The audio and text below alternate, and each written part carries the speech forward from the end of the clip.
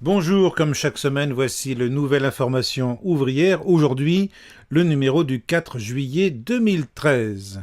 À la une, à la fois les bonnes et les mauvaises nouvelles. Commençons par les mauvaises. En France, un projet de budget terrible. Le journal du dimanche déclare « Une rigueur jamais vue depuis les années 30 ».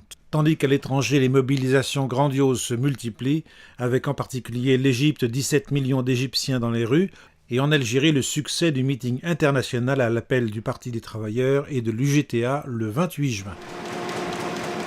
En page 3, le dernier communiqué du Bureau national. La Cour des comptes exige des coupes d'urgence dans les dépenses sociales, tandis que le Premier ministre Jean-Marc Ayrault répond « La Cour des comptes a malheureusement raison ». Pendant ce temps, poursuit le communiqué du Bureau national, Michelin, Petroplus, ArcelorMittal, PSA, les annonces de suppression d'emplois ne cessent de tomber. Et le Bureau national appelle à un meeting central le 28 septembre à Paris.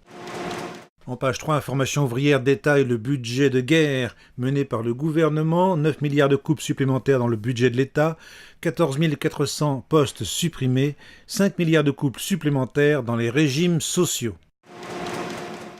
Au lendemain de la conférence sociale, des appels unitaires se multiplient dans tout le pays pour bloquer toute nouvelle mesure contre les retraites.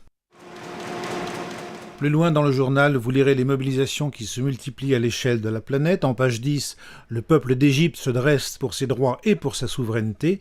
En page 11, un très vaste compte-rendu du meeting internationaliste qui s'est tenu à Alger le 28 juin, où l'on a déclaré défendre l'Algérie, c'est défendre les peuples et les nations.